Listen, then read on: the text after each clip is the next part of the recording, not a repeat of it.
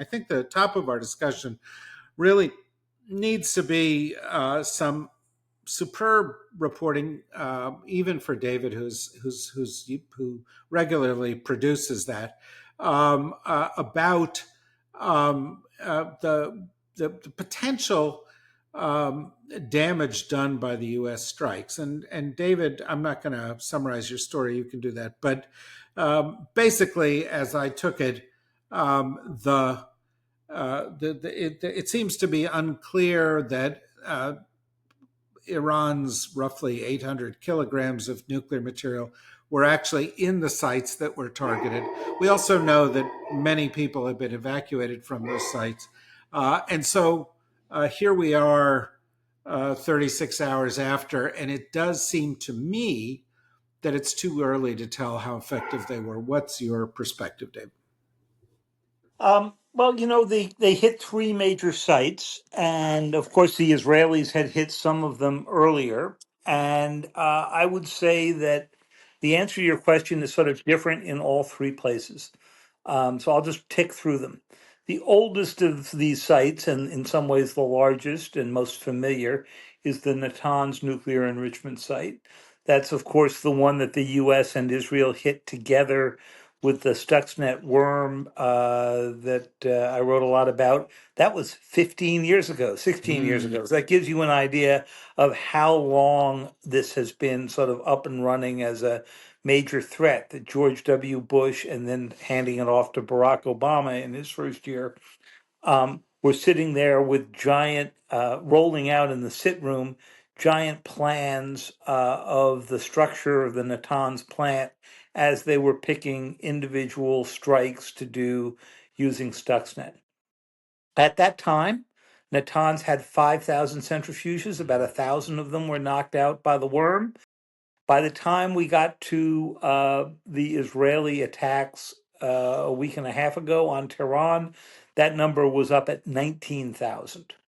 So that gives you an idea of how the things that we think are a silver bullet frequently are not, and the determination of a country to go rebuild can be pretty strong. And that's important to remember over these next few days and weeks.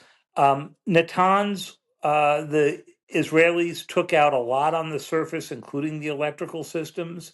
And the IAEA, after initially thinking there hadn't been much damage done to the centrifuges there, came back and said, no, the destruction of the electrical system probably sent the centrifuges, which spin at supersonic speeds, so into off kilter that probably it wiped out everything.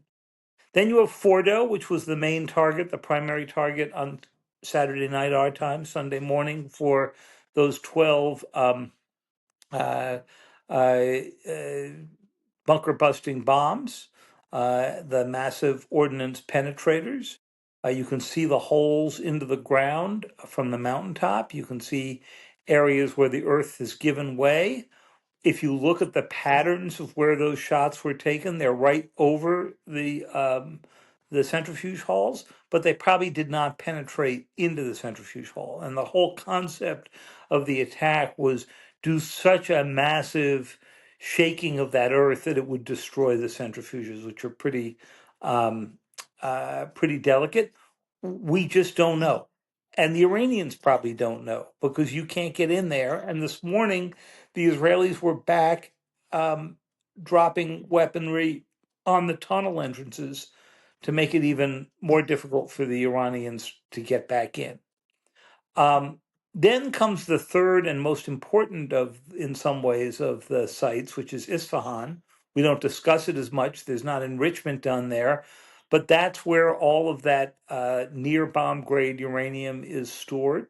The stuff that's enriched to 60%. That's just short of the 90% you would use in a weapon. Inspectors last saw it on June 10th. They believe, the IAEA believes that was all removed before the attack. We don't know where it is that it might be, but obviously that's a huge issue because if they still have their closest to bomb grade uranium, if they do have some kind of facilities elsewhere that we don't know about to go enrich, it wouldn't take a lot of enrichment for them to get there. And so that's sort of the most urgent issue facing Washington on the nuclear side of this, not on the retaliation or the political side.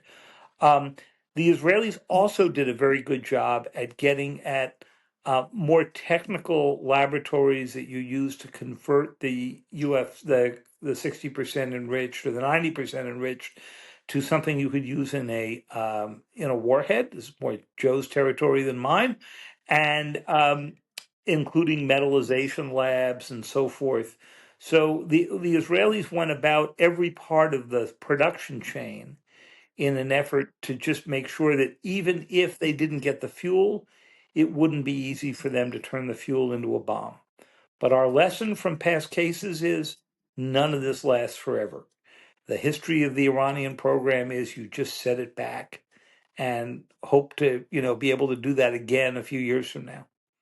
Uh, Excellent point. We did a podcast yesterday. That was the first of our special podcasts on this, and we had our friends General Mark Hertling, John Wolfstall, and Stephen Cook.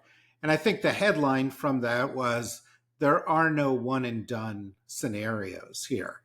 That certainly seems to me to be what David is implying here, Joe. Is that your take?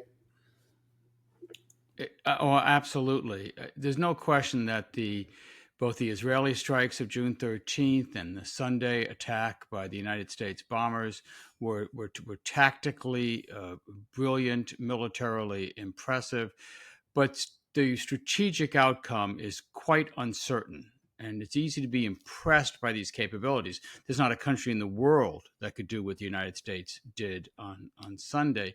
But did it work? Well, I think we could say a couple of things for certain. This did not obliterate the Iranian program. It did not eliminate their capabilities. It certainly didn't do what J.D. Vance was basically lying about in the Sunday shows, which is take away their ability to make the material for a bomb. That's just not true, at least not known.